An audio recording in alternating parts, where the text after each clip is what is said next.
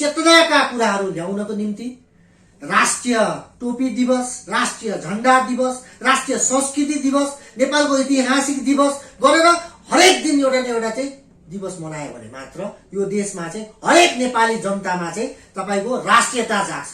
अन्याय अत्याचार गरेर जनतालाई बिक्री गरेका छन्, युवाहरूलाई 90 लाख युवाहरूलाई नीतिगत रूपमा बिक्री गर्ने यी चाहिँ के भन्दा व्यापारीहरूलाई सिन्डिकेट बनाएर देशलाई कब्जा गरेका छन्। यसलाई खतम पार्नुपर्छ, परास्त पार्नुपर्छ भन्ने हाम्रो मान्यता पनि हो। नेपालको संविधान भन्दा माथि राखेर आज देशलाई one of the state of the अमेरिकाको रूपमा रूपान्तरण गरिसके यिनीहरू चाहिँ विदेशीका खेताला भए, विदेशीका के भन्दाखेरि गोठाला भए।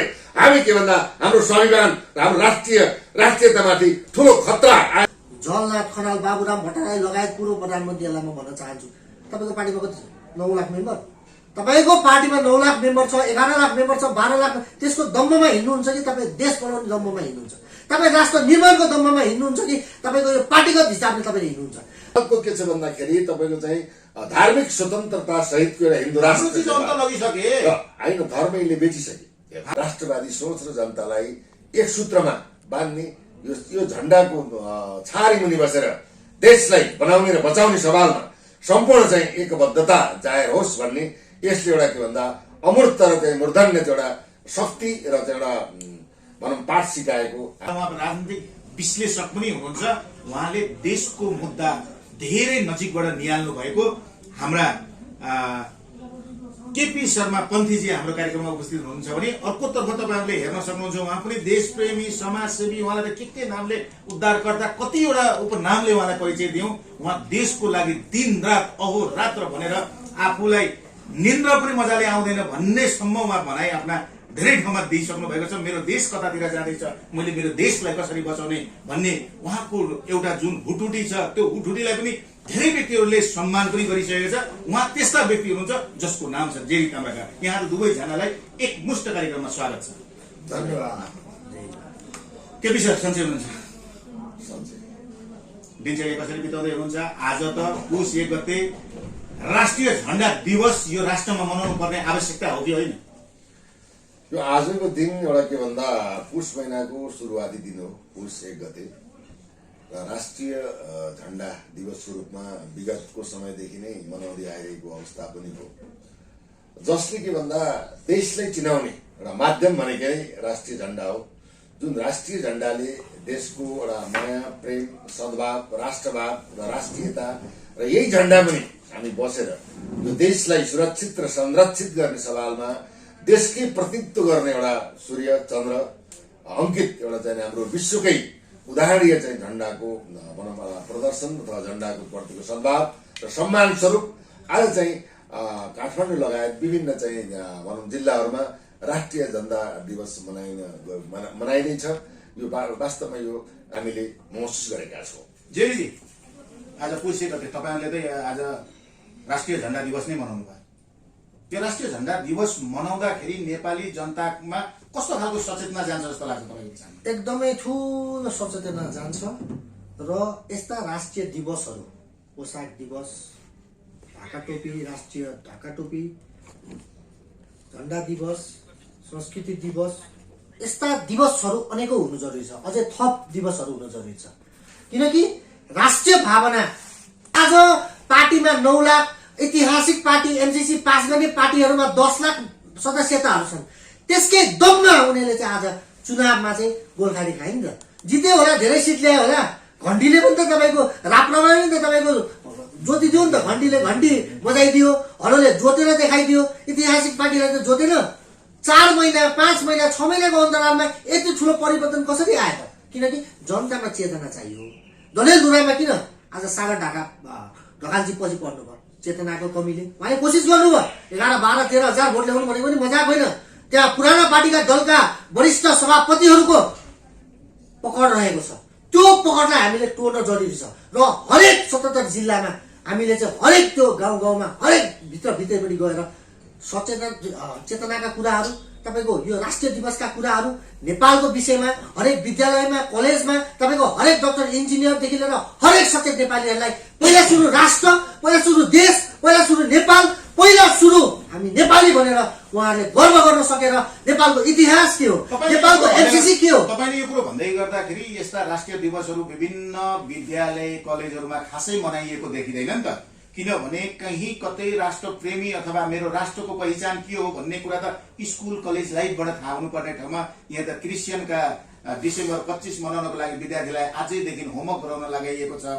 क्रिस्चियनका चाहिँ ती लुगाहरू लगाउनुपर्छ भनेर बाल बच्चाको मनस्थितिमा यहाँ चाहिँ हाल्ने तिनै शिक्षकहरू छन्। यो सम्बन्धी चाहिँ के भन्नुहुन्छ तपाईहरुले? ती स्कुल, ती प्राइभेट कलेजहरूमा, ती प्राइभेट स्कुलहरूमा, ती सरकारी स्कुलहरूमा तपाईहरुको नजर चाहिँ नगएको हो कि त्यहाँबाट पनि राष्ट्रियता कमी भइराखेको छ भन्ने तपाईहरु युवाहरूले नगराउन सक्नु अहिलेको समयमा हाम्रो देश एउटा हिन्दू राष्ट्र हो, त्यसलाई सम्पूर्ण नेपाली जनताले मान्नै पर्छ, स्वीकार्नै पर्छ। तर अहिलेको समयमा हाम्रो धर्म स्वतन्त्रता टाइपले गइरहेको छ, सबले आफ्नो तरिकाले मान्न पाउँछ, त्यो एउटा छुट्टै पाठ हो। मेरो एउटा अभियान के छ भन्दाखेरि मैले सुरु पनि भनेको थिएँ, मैले अहिले पनि भन्छु, भोलि पनि भन्छु, पहिला देश अनि मात्र फेस हुन जरुरी छ हरेक नेपाली जनतामा। जसरी मैले यो आवाज उठाइरहेको छु, हरेक स्कुलमा, हरेक कलेजमा, हरेक त्यो संगठनहरूमा, हरेक त्यो जिल्लाहरूमा, स्वतन्त्र जिल्लाहरूमा देशको विषयमा अध्ययन गर्नु पर्यो। आज बच्चामा हामी नर्सरी पढ्दाखेरि, केजी पढ्दाखेरि हामीलाई एबिसिडी पढाइन्थ्यो, त्यहाँ नेपाल भनेर पनि पढाउनु पर्यो।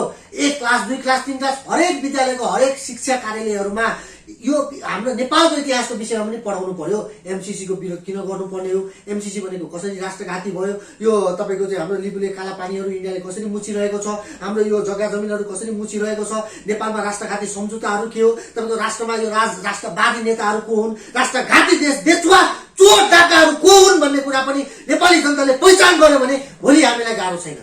यो नेपालमा कसैले पनि देशद्रोही गर्न पाउँदैन, कुनै पनि जग्गा जमिनहरू बेच्न पाउँदैन, कुनै पनि राष्ट्रघाती सम्झौताहरूलाई उनीहरूले आफ्नो दम्बमा तपाईको चाहिँ यो लिबियाको गद्दाफीको जस्तो तपाईको चाहिँ हालत बन्नु मन छ भने चाहिँ त्यतिखेर नेपाली जनताले बनाउँछन् भने उनीहरूमा भय हुनु पर्यो, उनीहरूमा डर हुनु पर्यो। आज अमेरिकामा तपाईको चाहिँ डोनाल्ड ट्रम्प भनेर कसरी पतन बनाए, आज किन पतन बनाएर भन्दाखेरि त्यहाँको एउटा काला जातिको एकजना मान्छे मर्दाखेरि उनीहरूले कुनै पनि वास्ता नगरेर काला जातिहरूले उल्टाएर डोनाल्ड ट्रम्पलाई हटाइदिए। जनताको शक्ति भनेको त्यो। जसरी 4 महिनामा आज राष्ट्रिय स्वतन्त्र पार्टीले चाहिँ यो ऐतिहासिक पार्टीहरूलाई जति सिट ल्याएर भए पनि जुन कुरा देखाएको छ, यो जनताको जित हो र जनताको जितको सुरुवात भइसकेको छ। अब हाम्रो राष्ट्रवादी युवाहरू संसद भवनमा गज्रिनेछन्, हामी सडकबाट गज्रिन्छौँ। मैले अहिले जुन प्रश्न सोधेँ त्यसलाई चाहिँ तपाईँ के भन्नुहुन्छ? वास्तवमा के त भन्दाखेरि राष्ट्रको पहिचानको एउटा मूर्धन्य शक्तिको रूपमा रहेको एउटा प्रतीकको रूपमा राष्ट्रको प्रतिनिधित्व गर्ने राष्ट्रिय झण्डा हो।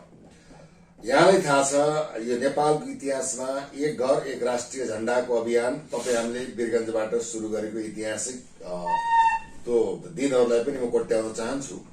जहाँसम्म के छ भन्दा देशको पहिचान, राष्ट्रियता, स्वाभिमान, आफूपन र इतिहासलाई आज सम्मान गरेको अवस्था छैन। यो त के त भन्दा विद्यालय कलेजहरूमा राष्ट्र के हो, मुलुक के हो, झण्डा के हो, इतिहास के हो, हाम्रो वीर गोर्खाले यो देशलाई कसरी बचाएको यावत कुराहरू, धर्म, संस्कृति, परम्परा, इज्जत र सम्मान र प्रतिष्ठालाई बरकरार राखेर चाहिँ के भन्दा हाम्रो एउटा जीवन्तता, इतिहासलाई जीवन्तता, धर्मलाई जीवन्तता, संस्कृतिलाई जीवन्तता र दिनुपर्ने एउटा पाटा र बाटाहरू प्रशस्त मात्रामा भए तापनि देशका नेतृत्वले आफ्नो पहिचानै मेटाएर यिनले के भन्दाखेरि देशका नागरिकहरूमाथि नभएर विदेशीको हकमा सत्ता चलाएको अवस्था पनि छ। अहिलेको विद्यमान परिस्थिति हेर्दाखेरि केही नयाँ अनुहारले चाहिँ के भन्दा सदनमा प्रतिनिधित्व गर्ने अवस्था पनि देखिएको छ। यसमा पनि के छ भन्दाखेरि हाम्रो स्कुल कलेज, जुन प्राइभेट स्कुल कलेज अथवा सरकारी स्कुल कलेजमा यस्ता कुराहरूको उठान अथवा राष्ट्रियता झल्किने कुराहरू चाहिँ किन उहाँहरूले बुकमा पढाउन सकिराख्नु भएको छैन? क्रिसमस डे चाहिँ यो ठाउँमा मनाइन्छ, तर हाम्रो राष्ट्रिय टोपी दिवस कुनै पनि स्कुलले हाम्रा बालबालिकालाई चाहिँ त्यो टोपी लगाउनुपर्छ, यसको अर्थ के हो, किन बुझाउन सकिरहेको छैन? मूलत यो प्रश्न छ के कस्तो प्रश्न छ भन्दाखेरि हामीले ठिक छ इसाई मुस्लिम यो धर्मप्रति विभाजन होइन, सबै धर्मलाई हामीले सम्मान गर्नु नै पर्दछ। तर नेपालको के छ भन्दाखेरि तपाईँको चाहिँ धार्मिक स्वतन्त्रता सहितको एउटा हिन्दू राष्ट्र होइन, धर्म यिनले बेचिसके। हाम्रो चिजमा चाहिँ कुपात्र हाम्रो धर्म बेचिसके। तपाईँले सेतो मच्छेन्द्रनाथको फोटो कहाँ छ? इङ्ल्यान्डको चाहिँ म्युजियममा छ, हेर्नुहोस्, लगाउनुहोस् त, म्युजियममा छ भने आज चाहिँ फ्रान्समा हेर्नुहोस्, बेलायत, फ्रान्स, अमेरिका, रुसमा चाहिँ गीताको चाहिँ अध्ययन सुरु भएको छ। हेर्नुहोस्, संस्कृत र साहित्यमा जतिको ज्ञान अरू चाहिँ कुनै विधामा छैन। तर यिनीहरूले के भन्दा धर्मलाई पनि बेचे, धरतीलाई पनि बेचे, नेपाली स्वाभिमानलाई पनि बेचे, नेपाल आमालाई पनि बेचे। त्यही भएर यी राष्ट्रप्रति गद्दार गर्ने गद्दार जुन नेतृत्वहरू छन्, श्रेष्ठ नेतृत्वहरूले धर्मलाई बेचेर पनि पैसा खाइरहेका छन्। यो धर्मलाई मास्नुको लागि के गरेका छन् त विभिन्न खालका वितण्डना अप्नाएका छन्। अहिले नै हामीले हेर्ने हो भने धार्मिक एउटा हिन्दू राष्ट्र नेपाल एउटा विश्वको पहिचान हो। सबै धर्मको सम्मान गरेर यहाँ हिन्दू धर्म स्थापित गर्नुपर्छ भनेर मेन्डेटको आधारमा भनौँ केही एजेन्डा सहित केही पार्टीहरू गएको अवस्था थियो। खै त 4-5% भनौँ एउटा भोट पनि नआएको अवस्था छ भने क्रमशः के भइदियो भन्दाखेरि यी चाहिँ देवालयहरू मठ मन्दिरहरू एउटा नाटकीय भई श्रद्धा र सम्मान समाप्त भएको अवस्था छ। अब यसमा के भन्दा विदेशी धर्म, विदेशी संस्कृति, विदेशी चाहिँ वाद, आयातित धर्म, आयातित संस्कृति, आयातित विचार, आयातित नीतिबाट यदि के भएको छ भन्दा हाम्रा नेतृत्वहरू बेचिएका छन्, जसले गर्दा हाम्रो स्वाभिमान र राष्ट्रिय स्वाभिमान समेत खतरामा परेको अवस्था छ। यदि यस्ता कुराहरूलाई जग्नै बलियो भएन भने घर कसरी बलियो हुन्छ?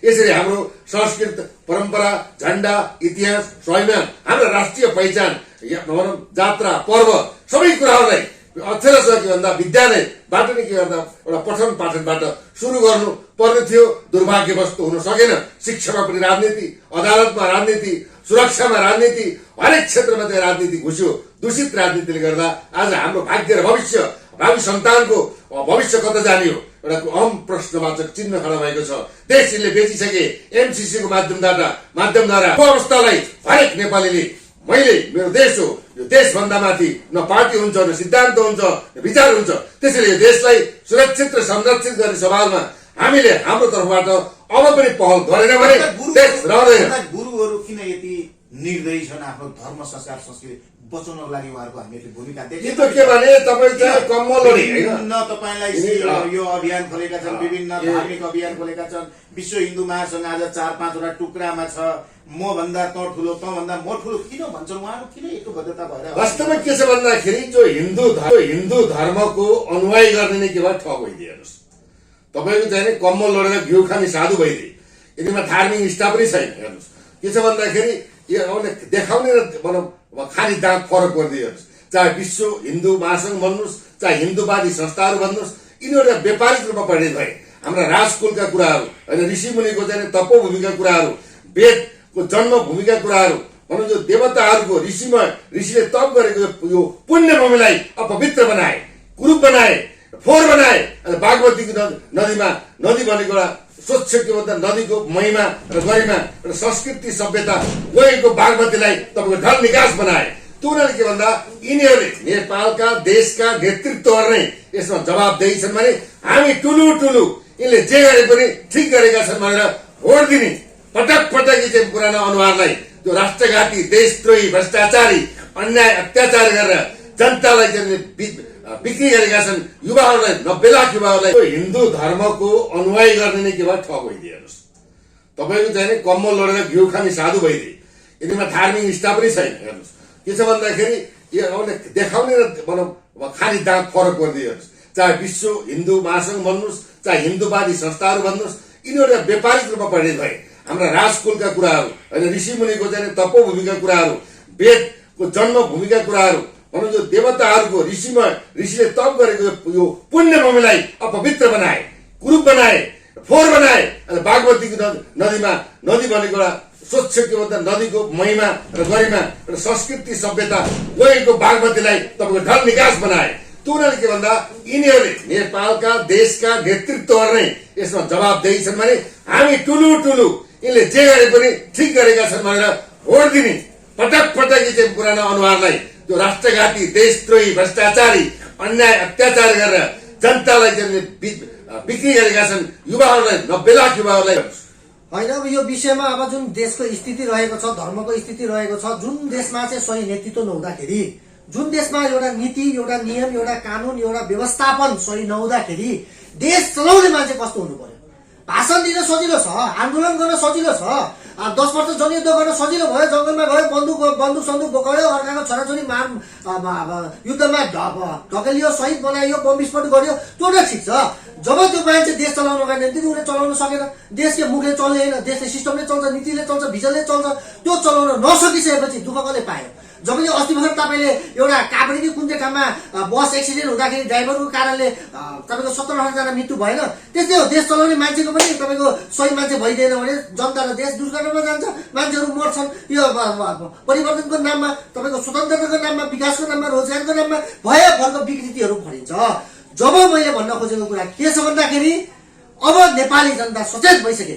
म केपी शर्मा ओलीजीलाई म भन्न चाहन्छु, शेरबहादुर देउवाजीलाई म भन्न चाहन्छु, पुष्पकमल दाहालजीलाई म भन्न चाहन्छु, माधव कुमार नेपालजीलाई म भन्न चाहन्छु, जलनाथ खनाल राष्ट्रको तपाईँलाई माया छ भने किन आज भयभरको अलपत्र व्यक्तिहरूले मलाई खबर गर्छन्, मसँग आउँछन्, मैले उद्धार गर्नुपर्ने, ड्याडीले उद्धार गर्नुपर्ने, विप्लव खड्काबाईले उद्धार गर्नुपर्ने, एमसिसीको विषयहरूमा तपाईँको जब चाहिँ राष्ट्रघाती सम्झौताहरू पास गर्ने विषयमा किन आज चाहिँ विप्लव खड्काबाईहरू हँसिया हतौडाहरू लिएर आन्दोलनहरू गरेर म लगायत 2 दिन जति 3 दिन जति पक्राउ परेर हामी लगातार लागि पर्यौँ। आज किन रवि दाईको नाइता चाहिँ छानबिन हुनुपर्ने, एउटा चाहिँ घन्टीले तल्का पिठो भन्नु बित्तिकै सबको त्यो भ्रष्टाचारीहरूको दिमागको घन्टी बजिसकेपछि न अब नाइता खोजौँ, यसको टाउकोमा कतिवटा जुम्रा छ भनेर खोजौँ, शरीरमा के रोग छ भनेर खोजौँ, तपाईँको के भोग छ भनेर खोजौँ, केही बाटो अब त्यो नपाएपछि अब त्यो पार्टीको चिजमा पनि घन्टी अमेरिकाको हो भन्छ। अब त्यो के गरेर त्यसमा फेरि पनि हामी आउनेछौँ सर। हामी कार्यक्रमको अन्तिम अन्त्यमा छौँ। आज हामीले जुन विषयमा उठान गरेँ, जुन टोपी दिवस, हामी रवि दाईको पक्षमा छौँ। रवि दाईलाई फसाउन पाउँदैन, रवि दाईले यो देशको नेतृत्व लिनुपर्छ। ज्ञानेन्द्र शाही लगायत राप्रपा घन्टीले देश म फेरि पनि आउँछु र हामी कार्यक्रमको अन्तिम अन्त्यमा छौँ। अन्तिममा जुन टोपी दिवस लगायत जुन हाम्रा संस्कृति पहिचानका कुराहरूलाई लिएर हामीले जुन संवाद गर्यौं, आजको कार्यक्रममा यो शब्द थप्न पाएको भए साँच्चै नेपाली जनता जस्तै हाम्रो धर्म संस्कार संस्कृति के हो, टोपी दिवस के हो, विभिन्न दिवस किन मनाउनु पर्छ भन्ने प्रश्न हुने खालको शब्द छ। बताउनुहोस् न। यस्तो साहित्य सङ्गीत कला विहीन साक्षात पशु वृक्ष विषाण हिँड भन्छ। साहित्य सङ्गीत कला संस्कृति परम्परा पहिचान र इतिहास हाम्रा के हो भन्दाखेरि एउटा भनौँ हाम्रा परापूर्व कालदेखि चलिआएको एउटा के भन्दा सिस्टम हो, सनातनी एउटा पहिचान हो। यो सनातनी पहिचानलाई हामीले विनाश गर्नेतिर लागेका छौँ, त्यो दुर्भाग्य हो। त्यसको जिम्मा भनेको सरकारको हुन्छ, सरकार उदासीन छ। यस्तो अवस्थामा चाहिँ तपाईँको के भन्दा काम चलाउ सरकारले नयाँ जनादेश प्राप्त भएका चाहिँ माननीय संसदको निर्माण नहुँदै अध्यादेशद्वारा तपाईँको के गर्छ भन्दाखेरि राजबन्दीको नाममा अपराधीकरणलाई राजनीतिमा चाहिँ सत्ता पावर र शक्तिको लागि दुरुपयोग गर्नको लागि अध्यादेश जस्ता कुराहरू आएका छन्। सर्वोच्च अदालतले भनौँ खारेज गरेको अवस्था पनि छ, सम्मानित राष्ट्रपतिको विचाराधीनमा रहेको अवस्था पनि छ। यसै गरी रवि लामिछानेको सम्बन्धमा नागरिकता विषय मैले एक शब्द जोड्न चाहे। रहेको कुरो के त भन्दा जब तपाईँको अदालतले चाहिँ भनौँ के भन्दा जस्टिफाई गरेको कुरा हो, जस्तै चितवनमा चितवन अदालतबाट उच्च अदालतमा गएर सफाई पाएको अवस्थामा नागरिकता कहाँ गएको थियो भने यो अनर्गल प्रचार गरेर एउटा चाहिँ नव उदयमान चाहिने एउटा व्यक्तित्वलाई रास पाउने कुरामा जुन एउटा नौटङ्की गरिएको छ, यो पनि के छ भन्दा हामीलाई आपत्तिजनक छ। समग्रमा हामी आउँछौँ अन्तिममा यो टोपी दिवसको विषयले लिएर जुन हामीले टोपी दिवस, राष्ट्रिय पोसाक दिवस, तपाईँको राष्ट्रियताको दिवसहरू थुप्रो यो 77 जिल्लामा देशैभरि मनाउन जरुरी छ। चाँडोभन्दा चाँडो नेपाल सरकार सचेत बनेर, युवाहरू सबैजना सचेत बनेर देशमा रोजगार, देशमा विकास, देशमा समृद्धि, देशमा राजनेताहरू भिजन भएका योग्यता भएका राजनेताहरू सहकार्यमा आएर रवि दाई, ज्ञानेन्द्र, राजेन्द्र लिङ्गे लगायत सम्पूर्ण नयाँ नयाँ जुन सांसदहरू हुनुहुन्छ माननीयज्यूलाई सम्पूर्णलाई हार्दिक शुभकामना पनि व्यक्त गर्न चाहन्छौँ र सबैजना मिलेर अब यो देश बनाऊ। हाम्रो देश स्वर्गमय छ, हाम्रो देशले समृद्ध बन्न सक्छ, हाम्रो देश अर्थतन्त्रमा पनि नम्बर 1 आउन सक्छ विश्वमा। तर लागि पर्नु पर्यो, काम गर्नु पर्यो। यसरी रवि दाईको खुट्टा तान्ने, राष्ट्रवादीहरूको खुट्टा तान्ने, बिगार्ने, पछ्याउने कामहरू बन्द गर्नुहोस्। अब जनताहरू सचेत भइसकेका छन्। रवि लामिछानेको विरुद्धमा कसैले चाहिँ यो बिना फसाउने जो जुम्रा केलाउने कुराहरू, नाइताको कुराहरू, घन्टी पार्टीको घन्टी भयो, यो भयो तिमीहरूको घन्टी बजाउन खोजिरहेको छ नेपाली जनताले। यदि कुरा बुझे हुन्छ भन्न चाहन्छु। हस्, यहाँहरू दुवैजनालाई आफ्ना अमूल्य कुराहरू राखिदिनु भयो, यो दिवसका बारेका केही जानकारीहरू जुन हाम्रा दर्शकलाई दिनुभयो, तपाईँहरू दुवैजनालाई एकमुष्ट धेरै धेरै धन्यवाद दिनु। धन्यवाद। जय मातृभूमि।